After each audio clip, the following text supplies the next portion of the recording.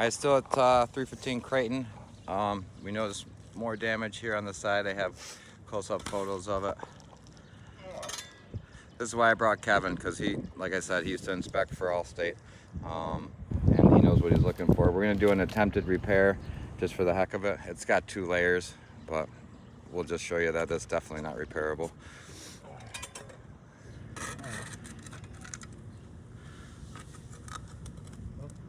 Maybe I picked the bad shingle to do it on.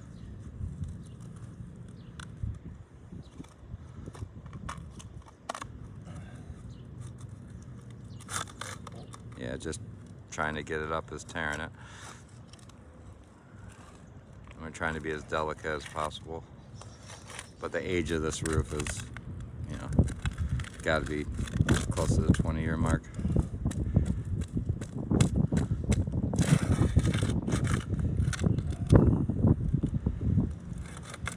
That big one, the strip is going to be shot.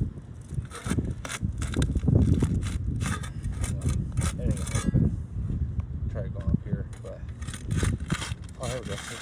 That one's already loose. All right, there we go. Always gotta lift the shingle up above it.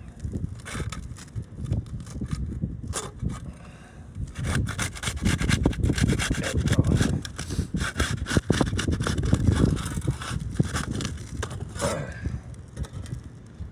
All right. You can tell it's.